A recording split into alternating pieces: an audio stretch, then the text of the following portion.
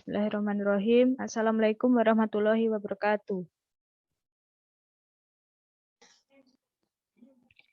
Kami dari kelompok 2 ingin mempresentasikan hasil kami, yaitu tentang konsep, tujuan, prinsip, keunggulan, dan kendala pendidikan inklusif yang beranggotakan Octavia Nur Alifa, Frida Kafifah Kinteki, Andre Eksa Putra Nugraha, dan Salsabila Firdaus.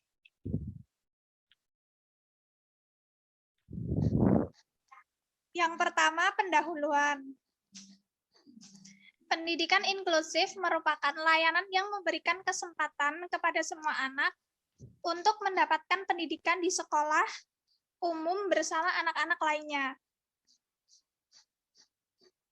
Menurut Undang-Undang 1945 Pasal 31 Ayat 1 yang berbunyi, setiap warga negara berhak mendapatkan pendidikan, sudah jelas dari undang-undang tersebut bahwasanya semua warga negara Indonesia berhak mendapatkan pendidikan yang berkualitas tanpa memandang dari segi manapun. Karena itu, pemerintah memiliki kewajiban untuk memberikan pelayanan pendidikan yang bermutu terhadap semua warganya tanpa terkecuali anak yang memiliki kebutuhan khusus atau ABK.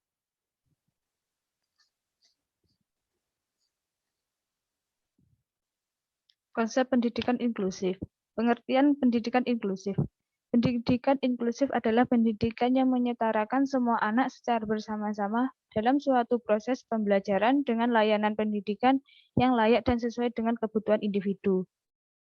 Menurut Rovey, pendidikan inklusif adalah sebuah proses pendidikan bagi semua anak. Hal ini melibatkan semua anak tanpa menghiraukan bagaimana kondisinya, sehingga penyesuaian pendidikan dirancang berdasarkan pada kebutuhan khusus dari semua anak. Tujuan pendidikan inklusif. 1. Memberikan kesempatan yang seluas-luasnya kepada semua anak, termasuk anak berkebutuhan khusus, mendapat pendidikan yang layak sesuai dengan kebutuhannya. Menciptakan amanat Undang-Undang Dasar 1945, khususnya pada Pasal 31 Ayat 1 yang berbunyi setiap warga negara berhak mendapat pendidikan, dan Ayat 2 yang berbunyi setiap warga negara wajib mengikuti pendidikan dasar dan pemerintah wajib membiayainya.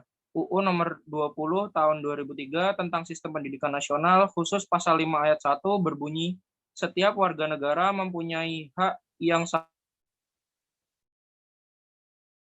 23 tahun 2002 tentang pelindungan anak, khususnya pasal 51 yang berbunyi anak yang menyandang cacat fisik dan atau mental diberi kesempatan yang sama dan aksesibilitas untuk memperoleh pendidikan biasa dan pendidikan luar biasa.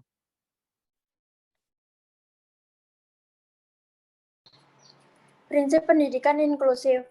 Prinsip pemerataan dan peningkatan mutu. Pemerintah mempunyai tanggung jawab untuk menyusun strategi upaya pemerataan kesempatan memperoleh layanan pendidikan dan peningkatan mutu. Pendidikan inklusif merupakan salah satu strategi upaya pemerataan kesempatan memperoleh pendidikan karena lembaga pendidikan inklusi juga menampung semua anak yang belum terjangkau oleh layanan pendidikan lainnya. Yang kedua adalah prinsip kebutuhan individual. Setiap anak memiliki kemampuan dan kebutuhan yang berbeda-beda, oleh karena itu, pendidikan harus diusahakan untuk menyesuaikan dengan kondisi anak. Yang ketiga adalah prinsip kebermaknaan. Pendidikan inklusif harus menciptakan dan menjaga komunitas kelas yang ramah, menerima keanekaragaman dan menghargai perbedaan. Yang keempat adalah prinsip berkelanjutan.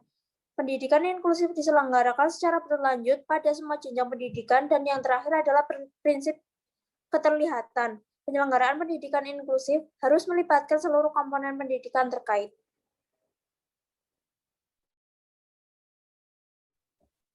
Keunggulan dan kendala pendidikan inklusif. Satu kelebihan pendidikan inklusif yaitu berkurangnya rasa takut akan perbedaan individual yang semakin besarnya rasa percaya dan peduli pada anak luar biasa. 2. Peningkatan konsep diri atau self-concept, baik pada anak luar biasa maupun pada anak normal. Hal ini akibat dari pergaulan yang terjadi sehingga menjadikan keduanya saling toleran. 3. Pertumbuhan kognisi sosial makin berkembang pada keduanya. Mereka dapat saling membantu satu sama lain, sehingga mendorong pertumbuhan sikap sosial yang pada gilirannya akan menumbuhkan kognisi sosial. Kendala pendidikan inklusi. 1. Keterbatasan pengetahuan dan keterampilan guru dalam memberikan layanan pendidikan kepada anak berkebutuhan khusus. 2. Sarana dan lingkungan sekolah yang belum sepenuhnya aksesibel bagi anak berkebutuhan khusus. 3. Masih jarangnya sekolah yang mau menerima peserta didik dengan hambatan baik fisik, intelijensi, emosi, dan sosial. Terima kasih. Apabila ada kurang lebihnya mohon maaf. Wassalamualaikum warahmatullahi wabarakatuh.